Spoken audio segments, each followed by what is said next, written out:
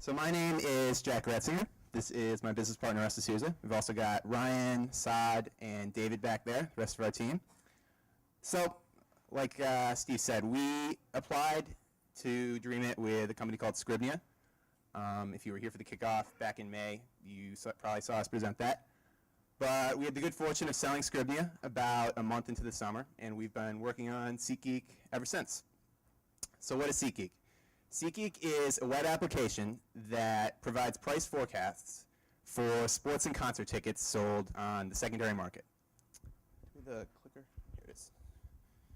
So just to define the secondary market, the secondary market for event tickets is any ticket that is sold from a place other than the concert venue or the sports team itself. So the big ones you see up there, names you're probably familiar with, StubHub, eBay, Craigslist. Secondary market for event tickets is around $15 billion. It's growing about 20-30% year over year, and a lot of forecasts have it actually eclipsing in size the primary market pretty soon. So we're going to give a quick example of how price forecasts might be useful. This is a graph of a Red Sox-Yankees game that happened a couple nights ago. The y-axis is the price divided by face value. So I don't know if you can see, but the prices are way above face value. So this graph goes up till 3 weeks before the game. Let's say that you guys decided at this point you wanted to go to this game. Would you have bought tickets right away, or would you have waited to buy? Quick show of hands. Who would have bought right away? And who would have waited? Pretty 50-50. So what ended up happening is the price dropped a lot. The percent drop is about 60% of face value here. So if you had waited to buy, you would have saved literally 60% of face value. So if you're buying $500 worth of tickets, you save $300 just by waiting. But for those of you who said you would have bought right away, I don't blame you, because there's no way you would have known the best time to buy. And that's where SeatGeek comes in. The red line is our price forecast for this particular game. If you logged on to SeatGeek, typed in the game, got the price forecast, you could have bought at the best time and saved yourself a lot of money. So how do we, just to quickly reiterate our value proposition. We forecast the price of sports and concert tickets on the secondary market. For buyers, this helps people buy tickets at the absolute cheapest. And for ticket brokers, helps them sell tickets when they're at their peak. So how do we do this? We have built a system that crawls the web every day and pulls in thousands of tickets. We have a database of millions of actual transacted sales on various secondary markets. And for each ticket, we match it up to other factors that drive ticket prices. There are a lot of factors we consider. To give an example, for Major League Baseball games, we look at things like who's pitching and where the game is being held. Is the team holding a promotion that night? Are there other events? Maybe there's a concert being held in that same city that same night, because that'll take away attendance. A lot of other things. We've used all this data to build an econometric model which predicts with a high degree of accuracy how prices are going to move on the secondary market. I'd like to give you a quick look at what the user experience is like on SeatGeek.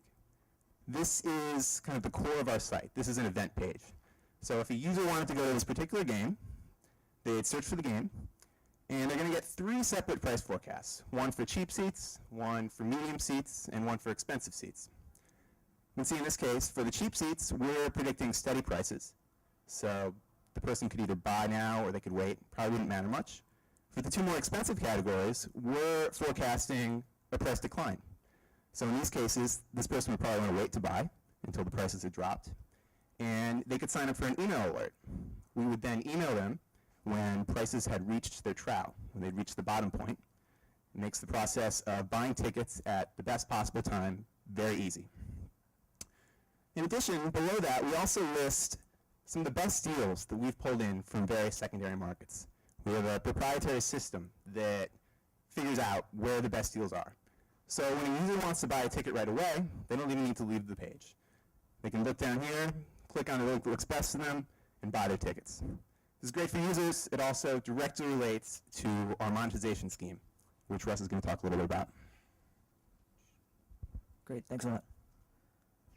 So we've identified several ways in which we can earn money with SeatGeek. We have affiliate relationships with every major secondary ticket market. So when we direct users from our site to another market to purchase a ticket, we earn between 7 and 12%. So to put that into context, the average transaction on the secondary ticket market is approximately $500. And that number is so high because, one, people buy tickets for more than just themselves, and two, NFL games, popular concerts, and other popular events. Is the sound working? Oh, and so the average, so the average transaction is approximately $500 because, so popular events sell for for a very high amount of money. And so we make an average of $40 every time we bring a user from our site to another secondary market to purchase tickets. And beyond that, we also offer SeatGeek Pro, a service geared towards ticket brokers and other sellers. SeatGeek Pro has plans ranging from $200 a year all the way up to $2,000 a year. And we base our plans based on how much data the individual clients want. Now, in validating our business model, we spoke with not just ticket buyers and ticket sellers over the summer, but also experts in the ticketing industry as well. And these experts helped us come to the conclusion that we offer a unique business opportunity and we're solving a difficult problem in a growing market. So one interesting way to look at this service that we offer is by providing an analogy. This is the airline aggregation market prior to 2007. As you can see, there are a number of companies like Mobissimo, Sidestep, and most notably Kayak focused on aggregating tickets from all the major airlines. However, in 2007, a company called Faircast came onto the scene. And Faircast offers all the features that the preceding companies offered, but with one major difference. They predicted whether a ticket price would increase or decrease closer to the time of the flight. Faircast was an instant success. Within 1 year, it sold to Microsoft for $115 million and provides a great analogy about our potential success. Now let's look at the secondary ticket market and the competitors that we would have in our space. These companies are all focused on trying to be the Kayak of the secondary ticket market. They aggregate listings from different markets, but none of them provide the intelligence that the consumer requires, which is whether a ticket will increase or decrease in price. And we think SeatGeek can have a major impact on a growing market, which is growing at about 20 to 30% year over year, and is currently valued at $15 to $20 billion. And in terms of defending ourselves, there's no company in a position right now who has the data that we have, who has the academic rigor that we have in our predictions, and also we filed a patent and our patent pending, just like Faircast. Obviously, aggregating and analyzing millions of tickets is a formidable technical challenge, but it is one that our team is very well equipped to face. I handle all the web development and data scraping, or web crawling processes at SeatGeek, and Jack handles the analysis. Jack has an econometrics academic background and actually declined an opportunity to pursue a PhD program in MIT in order to pursue SeatGeek instead. Beyond that, we have a strong business background as well.